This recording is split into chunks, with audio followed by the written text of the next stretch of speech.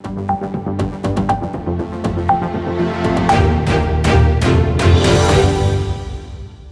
day, everyone. My name is Navneet Anand from Voice Article Local and Global. Today, we have a very, very special guest, Simon Taufel, umpire of the century. That's what I normally call him. Simon, welcome to the show. Navneet, thank you very much for that kind introduction. You've been the former member of ICC Elite Umpires panel. To me, I normally say you are one of the best umpires that I have known personally as well. Tell me about the background prior to your umpiring.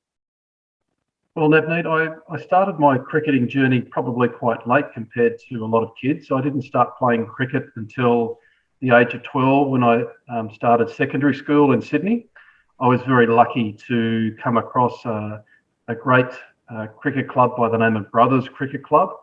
And it was a family atmosphere club. And I had a great first coach who just looked after me and took me under his wing and was a bit of a father figure to me. And that started my cricketing journey. And then I started playing for school.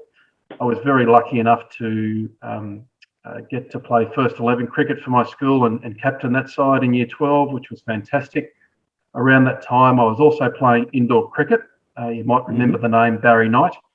Barry Knight had a cricket centre in Chatswood, and I would go and work part-time at Barry's indoor cricket centre, and I'd play indoor cricket. I'd also umpire. It's probably where I started my umpiring journey, umpiring indoor cricket. It's also where I met my future wife while we were playing mixed indoor cricket and mixed indoor netball, funny enough. And my cricketing capabilities really took off, and I made an under-19 New South Wales Combined Catholic Colleges side, and then I made a New South Wales under-19 state schoolboys side with people like Adam Gilchrist and Michael Slater. And I played a fair amount of grade cricket with North Sydney and in Mossman. But a back injury sort of cut my career short, and I went back to playing recreational cricket, but it wasn't the type of level that I wanted to play. And then a fast bowling mate of mine came along to me and said, would you like to join me at the umpires course? And I said, what, you want to become an umpire? You give those guys heaps when you're bowling. Why do you want to become an umpire? He said, I'm getting a bit too old for this bowling gig. I'm going to become an umpire. That's something I never really thought about. But if David hadn't convinced me to go and join him and do the course, then I wouldn't be talking with you today. Long story short, I'm an accidental umpire. I managed to pass the course and then go on to start my great cricket career. And unfortunately, David failed the exam and he went back to playing cricket. So I really am an accidental umpire, no question. You said accidental umpire. That makes me laugh as well. I think a lot of people would get to know your journey before you are actually a famous and popular umpire all over the world, and especially with the Indians around the globe. Finding the gaps, that's a book. What's so special about it? Well, I wrote the book for a couple of reasons. One, it's part of my corporate work, and it was important to get my messages down to be able to share with people who wanted to learn a bit more about my journey and how I got to the top and how I stayed there for a while. So that was the commercial reason behind it. The other reason behind it, to be honest, was just a genuine passion to try and share my experiences and knowledges with people, and also celebrate the success of all of those people that had helped me in my career, and identify how they had done that, and to look back at that career and take away the big things that I'd learnt, share the success stories, share the failures and the times when things hadn't gone according to plan.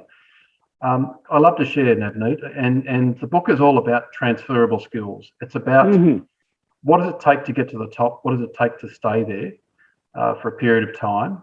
And I think they're important life skills. You know, the difference for me between good and great is about the soft skills. It's not about the hard skills. It's not about the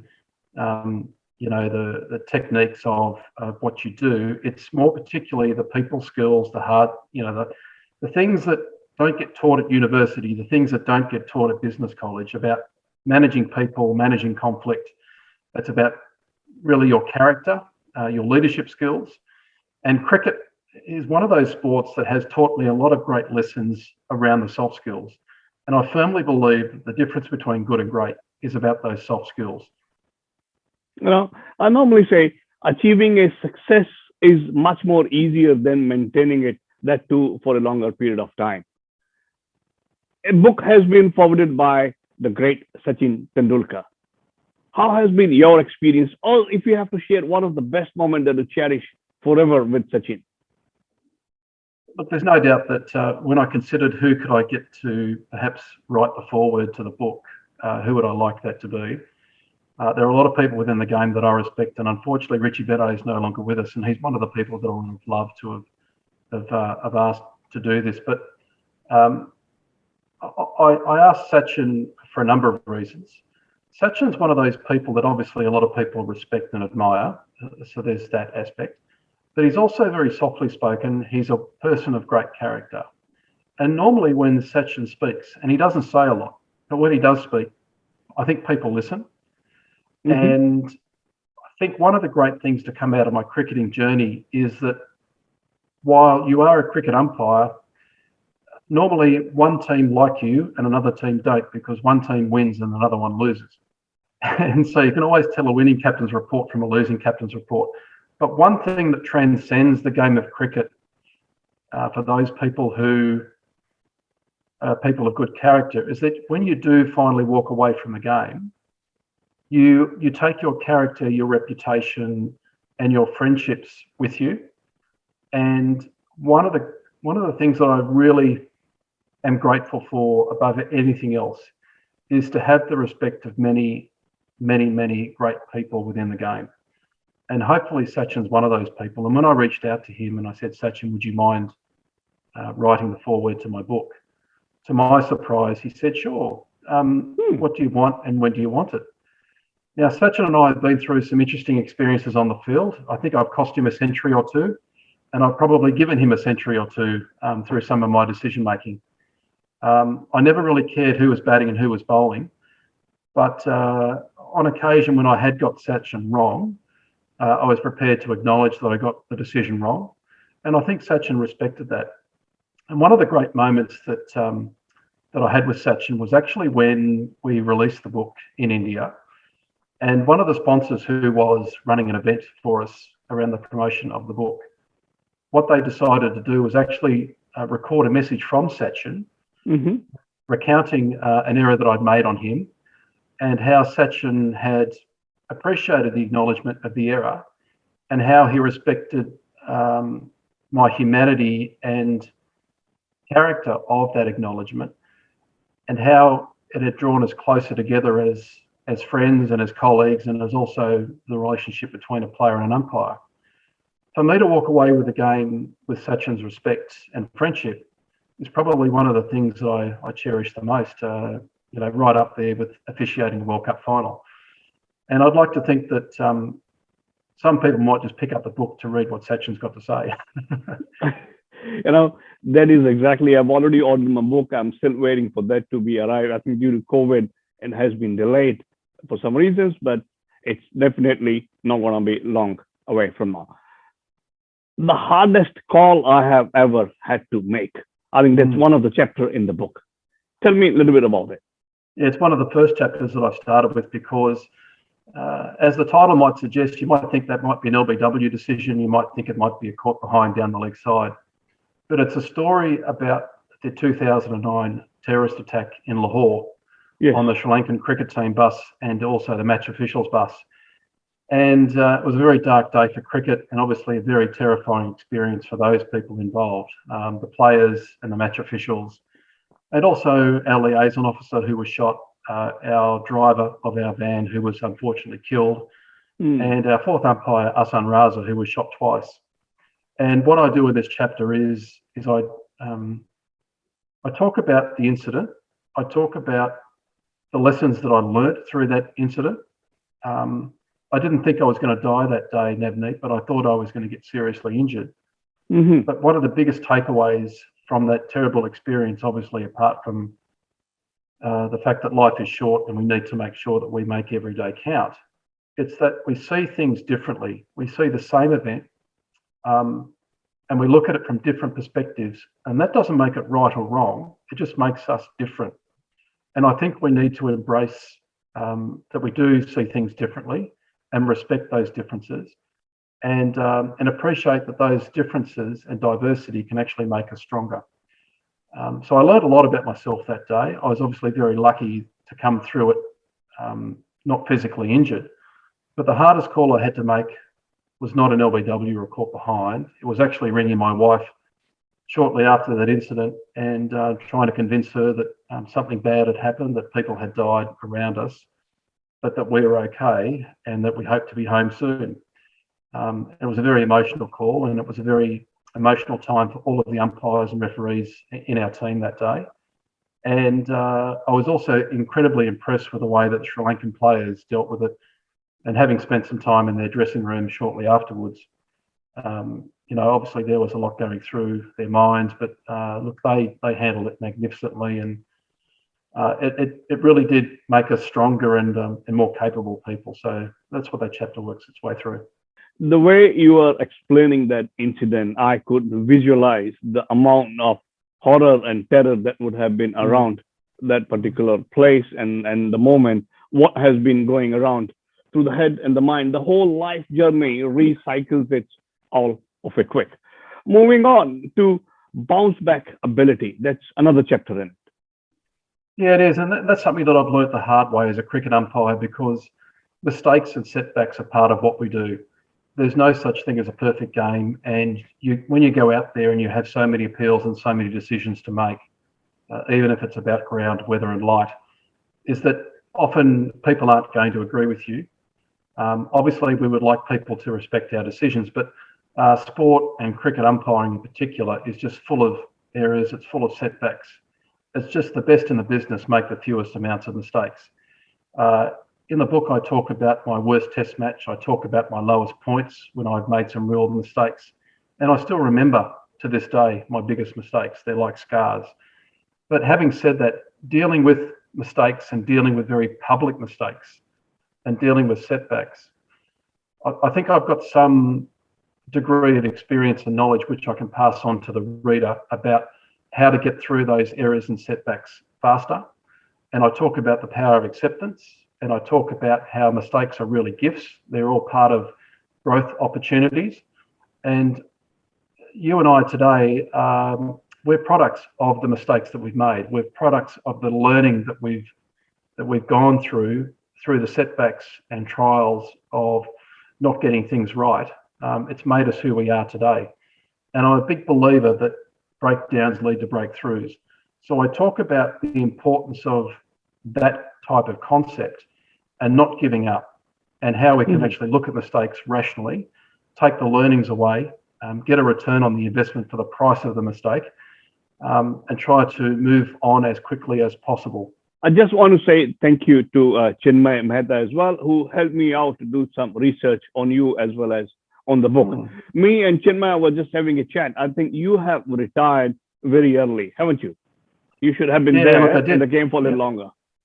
Yeah, I think I finished Navneet at about the age of 41, which is quite young for a cricket umpire. But don't forget, I did start quite young. I did my first test at age 29. I think I did my first one day international when I was only 27. And I'd been umpiring for a long time. So people often ask me, after 23 years of umpiring, I think I did, why did you leave? Why did you leave? Yep. Yeah, well, there's never really one answer to that question. There's lots of reasons, but one of the reasons I did leave was for professional reasons. And it's covered in the book towards the back, because I believe everyone's got a use-by date. And for me, I didn't want to wait too long and then slip down the rankings and stay in the game too long and just hang on for a number. I don't believe that in sport we should be playing for a number of games or a number of appearances. I believe we should be participating for the right reasons, and we should be at the highest level always looking to get better. And when I felt myself get a new passion for training and education and coaching, I felt that my role in the game had shifted, and that my value to the sport was probably better off the field than it was on the field. Apart from that, 23 years is a long time to be doing one task. So I think I sort of mastered counting to six and putting the finger up at the right time, and it was time to do something different. And then there was a couple of personal reasons, and the biggest one was my family, is that, they'd sacrificed quite a lot. I'd been on the road for 12 years, 13 years, and I'd missed my two boys growing up. And I wanted to make sure that I didn't miss my daughter growing up. And I thought it was time to actually be home for dinner more often and allow my wife the opportunity to take on a career as well. So there's never one reason, but they're discussed in the book, and I share those with the readers. I would be looking forward to go through the book once and over again, to go through the chapters. Probably every time I read, I would be getting to learn some of the new positive things. During these difficult times, this book is definitely going to give some of the positivity to a lot of people like me. I'd like to think so, Navneet. I think in my introduction to the book, I set the reader a bit of a challenge where, as they work through each chapter, I would like them to try and identify one takeaway, one learning that they might be able to apply to improve what they're doing, or at least learn from my mistakes and learn from what worked with me. But as we, work through and navigate COVID and the challenges thereof, I think it's really important to take, you're right, some of those learnings and transferable skills from the book and apply them, such as, talk kinder to yourself. I think, you and I are both fathers, and we're both experienced men in the corporate world. And whenever things don't work out, we tend to criticize ourselves, we speak harshly to ourselves, and we don't really talk to ourselves in a way that's supportive or kind. I think we need to give each other a break. We need to give ourselves a break. We need to reward and acknowledge the fact that we're doing our best, and we can only do our best. And when you look at the qualities of character and leadership and teamwork and resilience and handling pressure, all those sorts of things which are covered in the book, my biggest message in this particular time would be just to focus on the things that you can control. There's a lot of stuff going on around us, lockdowns, closures of business, places we can't go, things that we can't do, people we can't see. So what can we do? And let's focus on what can we do and how do we maximize the opportunity with what we've got, and take advantage of that and be really kind to ourselves and less judgmental. I've got Saurabh Anand on standby as well. He's wanting to have a chat with you on the book. But before I get Saurabh in, let us know, where can people buy this book from?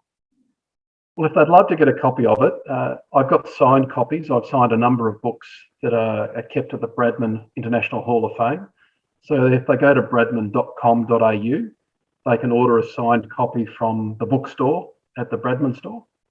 Or if they can't get that from Bradman and they just want to do a normal order, they can go to bookdepository.com if they want a hard copy or a Kindle version. Or for your listeners in India, they can order one direct from Pan Macmillan, India. They're probably the best ways of getting them, but most people I tend to come into contact with are people who would like a signed copy from the Bradman store. Simon, thank you so much. And here I invite Saurabh Anand, the cricketing expert on Voice of Cricket, because he has something to say as well. Saurabh, welcome to the show. Thanks, Navneet, and thank you again, Simon, for giving us your valuable time. And I would like to congratulate you on your amazing career. Something on the book? Have you already ordered? Yes, so I have already ordered the book and eagerly waiting for it to come, and so that I can go through the book and ask you more questions. So I got a couple of questions in regards to the current cricket rules. So firstly, I would like to know, what are your views on DRS, especially when it's umpire's call? What do you reckon? If the ball is hitting the stump, it should be out LBW, isn't it? Look, we could talk about technology for hours, I think, Saurabh, and probably not reach an agreement or the right position. Look, the role of the umpire is to make decisions. For me, it's very important that technology supports umpires and supports the decision-making of umpires and not replaces it. And I think having the umpire's call is the right thing to do, and I'll tell you why. Number one, we know technology is not always right. We know that the umpire is not always right, but technology is not always right either. And what happens if an umpire doesn't make a decision and sends the decision upstairs, and then technology fails. Technology actually is not there to give us a decision. What do we do then?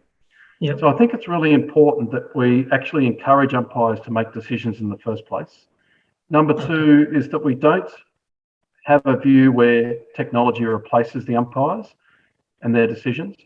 We want the umpires to get as many correct decisions to start with before we need to use technology. And the best way of doing that is to support the umpire's call. Yeah. And the predictive path is just that. It's predictive. It's not always right.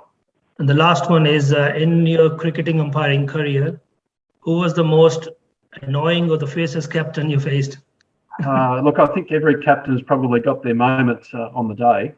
I can remember having some very strong conversations with Graham Smith from South Africa. Yeah. There's one person that comes to mind. Brian Lara was quite challenging as a captain as well. And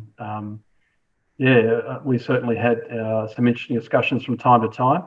Look, that's one of the great things about cricket is the passion and the excitement and the tremendous will to win. And that's fine. But I accept that as a challenge. I don't see that as a negative. And I think having really strong discussions with people and looking to deliver what the game expects is something that we're all focused on. And I certainly appreciate the pressure that the captains and the players and the coaches, for that matter, that they're under. I hope that gives you a bit of an insight into some of the captains that I've dealt with. Finding the gaps. That is the book. I'm looking forward to have it. I hope to get it by tomorrow, go through it and come back, Simon and Saurabh, once again. The man of character, the umpire who has been there on the ground for a number of years and is still around to give coaching to the people in the right direction. Ladies and gentlemen, once again, thank you so much to Saurabh and Simon Taufel. जी हाँ, आज हमने की Simon टेफॉल से बातचीत और मैं आपका Navneet. Simon, thank you so much. One-stop answer to your Australian education and visa matters. Gemco Sydney. Dream big, achieve big. Fiji Times. Be with the times. For all your finance needs, contact Unique Mortgage Services. Log on to uniquemortgages.com.au.